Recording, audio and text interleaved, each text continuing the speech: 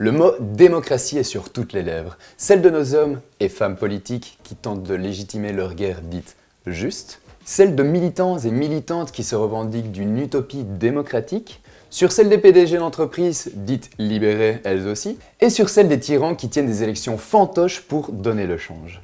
La démocratie, cet étendard brandi partout et par tous les temps, sacralisé et pourtant petit à petit vidé de son sens. La démocratie, un mot à la signification changeante selon qu'il soit clamé par un tel ou une telle.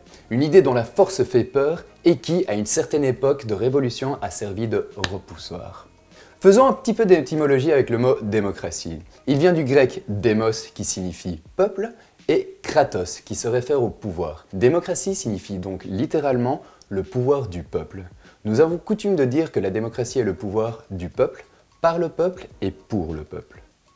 Le dictionnaire Le Larousse définit d'ailleurs la démocratie comme un système politique, une forme de gouvernement dans lequel la souveraineté émane du peuple. La démocratie ne se réfère donc pas à un régime en particulier.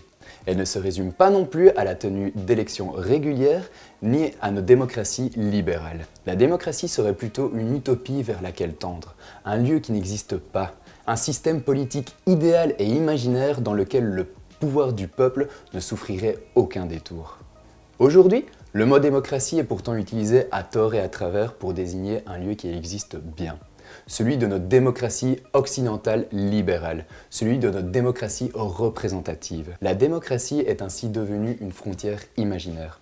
Ce discours sur la démocratie permet de créer une représentation du nous et de se construire une histoire commune. Une frontière entre nous et les autres, une frontière entre le bien et le mal.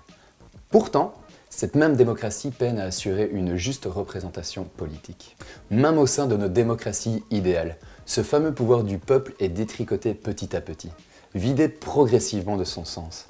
L'idéal démocratique est miné par l'individualisme galopant, le productivisme et la société de consommation. Pour assurer les sacro-saintes libertés individuelles, toute idée de communauté est progressivement balayée des imaginaires. L'individualisme des isoloirs aurait-il un rôle à jouer dans cette disparition progressive du collectif ? Au nom de la démocratie et de la liberté, nions tout idéal de démocratie. Changeons le sens pour mieux influencer le réel. Mais comment une telle situation a-t-elle été rendue possible ? Comment se peut-il que la démocratie serve aujourd'hui d'argument à son extrême contraire ?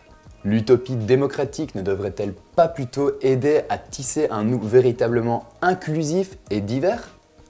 La démocratie représentative est-elle réellement démocratique ? Ces questions, et bien d'autres encore, on vous propose de se les poser ensemble pour retrouver le sens de l'utopie démocratique et peut-être, on l'espère, s'en approcher un petit peu.